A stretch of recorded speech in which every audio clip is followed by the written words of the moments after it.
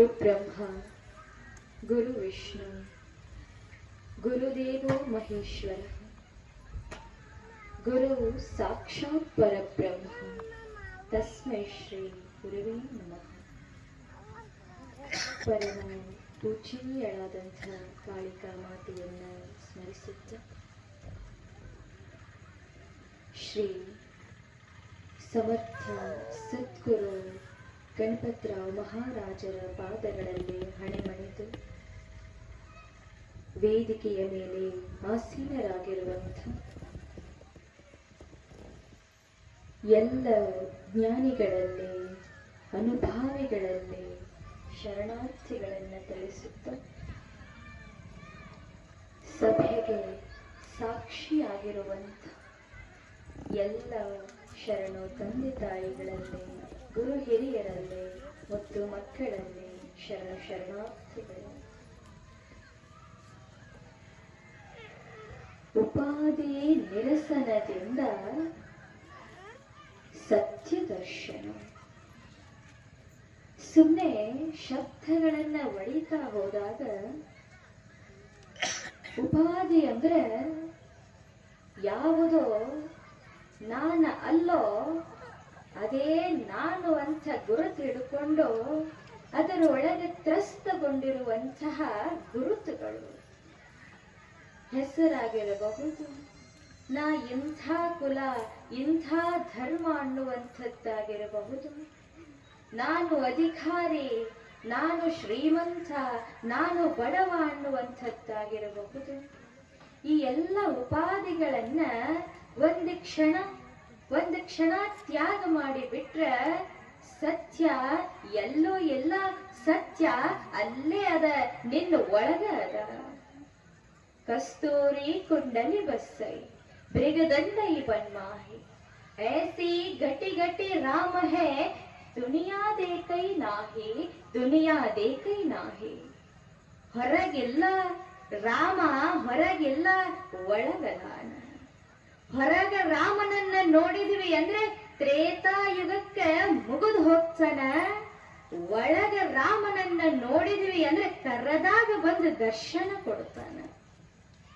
ಯಾವಾಗ ಅಂದ್ರೆ ಈ ಉಪಾಧಿಯ ನಿರಸನ ಆಗಬೇಕು, ನಾಶ ಆಗಬೇಕು.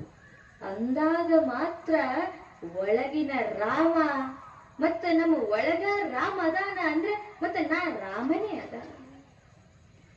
ಇಷ್ಟು ದಿವಸ ಮಹಾರಾಜರನ್ನ, ಸಮರ್ಥ ಸದ್ಗುರು ಗಣಪತರಾವ್ ಮಹಾರಾಜರನ್ನ ಚರ್ಮ ಚಕ್ಷುವಿನಿಂದ ನೋಡಿಲ್ಲ ಅನ್ನುವಂಥ ಕೊರಗಿತ್ತು. ಯಾವಾಗ ಪ್ರತಿಯೊಬ್ಬರಲ್ಲೂ ಸುಮ್ಮನೆ ಗಮನಿಸಿದಾಗ ಪ್ರತಿಯೊಬ್ಬರಲ್ಲೂ ಆ ಆತ್ಯಂತಿಕ ಸತ್ಯ, ಆತ್ಯಂತಿಕ ಜ್ಞಾನ ಸ್ಫುರಿಸ್ತದೆ. ನಿಮ್ಮ ಮಾತಿನೊಳಗದು ಹೊರಗೆ ಬರೋದು ನೋಡಿದ್ರೆ ಗಣಪತರಾವ್ ಮಹಾರಾಜರು ಅಲ್ಲೆಲ್ಲೋ ಎಲ್ಲ ನಿಮ್ಮೆಲ್ಲರೊಳಗೆ ಅವ್ರು ಅದಾರ. ಇವತ್ತ ಅವ್ರ ದರ್ಶನ ಆಗ್ತದೆ. ಇದು ಯಾವಾಗ ಆಗ್ತದಂದ್ರೆ ಉಪಾಧಿಯ ನಿರಸನ ಆದಾಗ. ಪಂಡಿತರು ಯಾರು ಬೇಕಾದ್ರೂ ಆಗಬಹುದು. ಘನವ ಕಾಂಬುದಕ್ಕೆ ಮನ ಎಂತಿರಬೇಕು, ಅದು ಕಾಣಿಸಬೇಕು ಅಂದ್ರೆ ಅಂಥಿಂತ ಮನಸ್ಸಲ್ಲ. ಗಾಳಿ ಬೀಸದ ಜಲ, ಮೋಡ ಸರಿದ ಸೂರ್ಯ, ದರ್ಪಣವ ಬೆಳಗುವಂತೆ ಮನ ಸ್ವಚ್ಛ ಇರಬೇಕು. ಹಂಗ ಮನಸ್ಸು ಸ್ವಚ್ಛ ಇತ್ತು ಅಂದ್ರೆ ಆ ಘನ ಕಾಣಿಸ್ತದ. ಮತ್ತ ಅದನ್ನ ತಿಳ್ಕೋಬ್ಯಾಕೆ ಯಾಕ? ಶಾಸ್ತ್ರಗಳ ಅಧ್ಯಯನದಿಂದ ಅದನ್ನ ತಿಳ್ಕೊಳ್ಳಾಕಾಗ್ತದೆ. ಸುಮ್ಮನೆ ಹೇಳುತ್ತಾರ, ಯಸ್ಯ ನಾಸ್ತಿ ಸ್ವಯಂ ಪ್ರಜ್ಞಾ, ಯಸ್ಯ ನಾಸ್ತಿ ಸ್ವಯಂ ಪ್ರಜ್ಞಾ. ಯಾವಾಗ ಸ್ವಯಂ ಪ್ರಜ್ಞೆ ಅವನಲ್ಲಿಲ್ಲೋ ಶಾಸ್ತ್ರ ತಸ್ಯ ಕಿಂ ಕರೋತಿ. ಶಾಸ್ತ್ರ ಅವನಿಗೇನು ಮಾಡುತ್ತದೆ? ಲೋಚನಾಭ್ಯಾಂ, ಅಲ್ಲಿ ಕಣ್ಣು ಎಲ್ಲದವನಿಗೆ ಒಂದು ದರ್ಪಣವನ್ನ ಕೊಟ್ರೆ ಉಪಯೋಗ ಏನಾಗ್ತದೆ? ಸುಮ್ನೆ ನನ್ನ ಒಳಗ ಇಳಿಸಾಕ ತಾಕತ್ತಿಲ್ಲದವನಿಗೆ ನೀ ಯಾರು ಅಂತ ಹೇಳೋದರಿಂದ ಲಾಭ ಏನಾಗ್ತದ? ಹದ ಇರಬೇಕಲ್ಲ. ಭೂಮಿ ಹದ ಇದ್ದಾಗ ಮಾತ್ರ ಬೀಜ ಮೊಳಿತೊಡಿತದ, ಬೆತ್ತಾಕ ಬರುತ್ತದ. ಸುಮ್ನೆ ಅಂತಿಂತ ನೆಲದಾಗ ಹೋಗಿ ಬಿತ್ತಿದ್ರ ಬೆಳೆ ಬರ್ತದೇನು?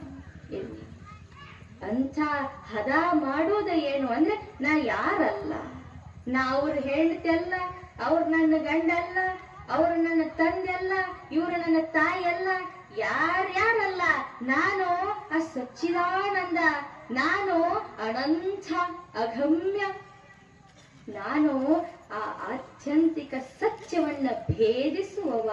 ಸುಮ್ಮನೆ ಸಾಕ್ಷಿ ಕಣ್ಣು ನೋಡ್ತದೆ, ನೋಡ್ಲಿ ಒಂದು ಕ್ಷಣ ಹೊರಗೆ ನೋಡುವ ಕಣ್ಣನ್ನ ಒಳಗಿಳಿಸ್, ಒಂದು ಕ್ಷಣ ಹೊರಗೆ ಕೇಳೋದನ್ನ ಒಳಗೇನು ಕೇಳಿಸದಲ್ಲ, ಆ ನಾದ, ಅನಾಹತ ನಾದ, ಅದನ್ನ ಕೇಳು. ಅಲ್ಲ, ಸುಮ್ನೆ ಕೇಳು. ಮನಸ್ಸ ಬಯಸ್ತದ, ಆದ್ರ ಮನಸ್ಸಿಗೆ ಹೋಗಾಕ ಬರೋದಿಲ್ಲ. ಯಾಕ? ಅದಕ್ಕೇನು ಕೈ ಇಲ್ಲ, ಕಾಲಿಲ್ಲ, ಏನೇನಿಲ್ಲದ. ಅದು ಬಳಸ್ಕೊತದ, ನಿನ್ನ ಕಣ್ಣು ಬಳಸ್ಕೊತದ. ಎಂದರ ಕಣ್ಣು ಒಂದು ಗುಲಾಬಿ ಹೂವು ನೋಡ್ತದ ಅಲ್ಲ, ಸುಮ್ಮನೆ ಬೇರೆಯವ್ರ ಮನೆ ಮುಂದೆ. ಮನಸ್ಸು ಹೇಳ್ತದ ಕಿತ್ಕೋ, ಅದು ಕಿತ್ಕೋ, ಅದು ನಿನ್ನ ಮುಡಿ ಏರ್ಬೇಕು, ಕಿತ್ಕೋ ಅನ್ಸದ. ಕಣ್ಣ ಎಂದು ಗುಲಾಬಿಯನ್ನು ಬಯಸಿಲ್ಲ, ಮನಸ್ಸು ಹೇಳತ್ಸದ, ಹಾದಿ ಬೆಳೆಸ್ತದ. ಕಿವಿ ನಾಟಕ ಹಚ್ಚಿರ್ತಾರೆ, ಬ್ಯಾಡಂದ್ರು ಒಂದು ಗುಂಪ ಕಟ್ಕೊಂಡು ಹೋಗು ಅನ್ಸದ. ಇಲ್ಲೊಂದು ಸತ್ಸಂಗದ, ಮಹಾರಾಜರ ಸತ್ಸಂಗದ, ಬಾ ಹೋಗೋಣ ಬಾ ಅಂದ್ರೆ ಕೆಲಸದಾವ ಅಂತದ ಮನಸ್ಸು ಅಲ್ಲ. ಇಂಥ ಮನಸ್ಸು ಹರಗೊಡು ಬೇಡ, ಒಳಗಿಳಿಸು, ಇಂದ್ರಿಯಗಳನ್ನ ಒಳಗಿಳಿಸು. ಮನಸ್ಸು ಕೂರಂಗಿಲ್ಲ. ನೀವು ಕೂತ್ರು, ನೀವು ಇಲ್ಲಿದ್ರು ಅದು ಒಮ್ಮೆ ಅಮೇರಿಕಕ್ಕೆ ಹೋಗ್ತದ, ಒಮ್ಮೆ ಇನ್ನೆಲ್ಲೋ ಹೋಗ್ತದ. ಅದು ಹೋಗ್ಲಿ, ಸುಮ್ನೆ ಸಾಕ್ಷಿ ಆಗಿರೋ. ದ್ವಾ ಸುಪರ್ಣ ಸಯುಜಾ ಸಖಾಯ. ಒಂದು ಹಣ್ಣನ್ನ ಮೆಲ್ಲುತ್ತಿತ್ತು ಪಕ್ಷಿ, ಇನ್ನೊಂದು ಪಕ್ಷಿ ಮೇಲೆ ಕೂತು ಅದನ್ನ ವೀಕ್ಷಿಸ್ತಿತ್ತು, ಸಾಕ್ಷಿ ಆಗಿತ್ತು. ಹುಳಕ್ಕ ಹಣ್ಣು ಬಂದ್ರು ಯಾವ್ದು ಭೋಗಿಸಿತ್ತೋ ಅದಕ್ಕೆ ದುಃಖ ಆಗ್ತದ, ಬಹಳ ರುಚಿ ಬಂದಿತ್ತಂದ್ರು ಅದಕ್ಕೆ ದುಃಖ ಆಗ್ತದ, ಸುಖನೂ ಅದಕ್ಕೆ ಆಗ್ತದ. ಪಂಡಿತರು ಯಾರು ಬೇಕಾದರೂ ಆಗಬಹುದು, ಶಾಸ್ತ್ರಗಳನ್ನ ಯಾರು ಬೇಕಾದರೂ ಓದಬಹುದು, ಆದ್ರ ಒಳಗೆ ಏನದ ಅನ್ನೋದನ್ನ ಅರಿಬೇಕು.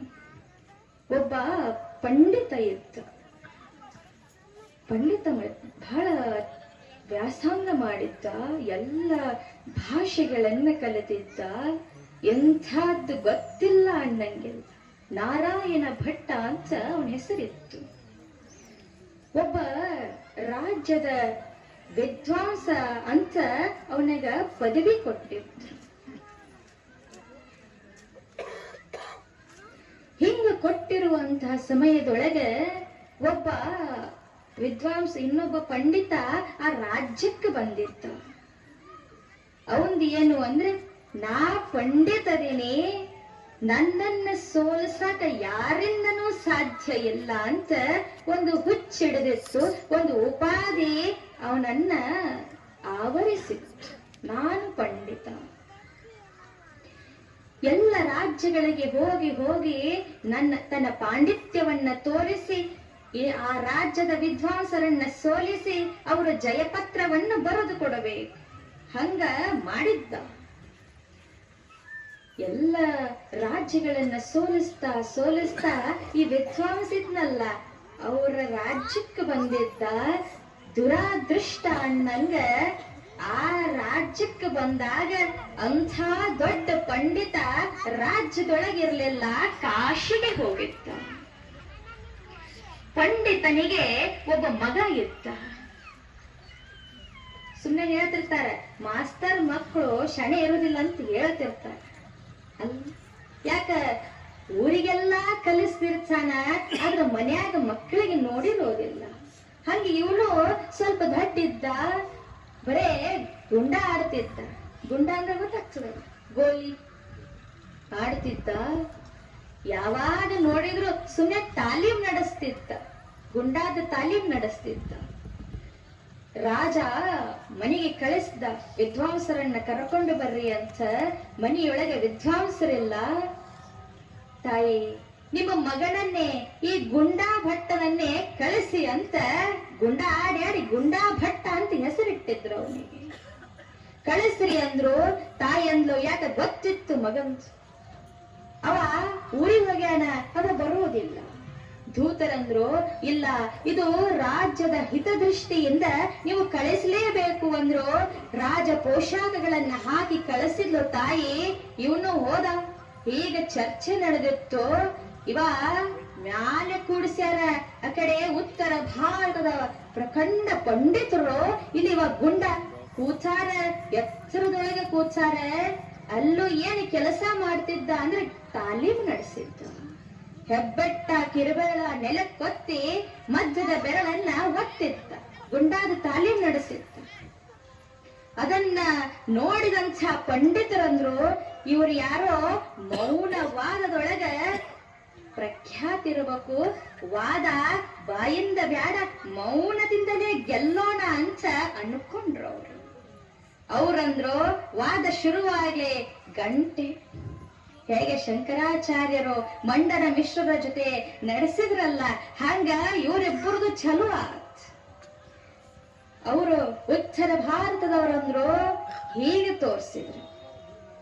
ಇವಾಗ ಕೂತಿದ್ನಲ್ಲ ಸಿಟ್ಟಿಗೆದ್ದ.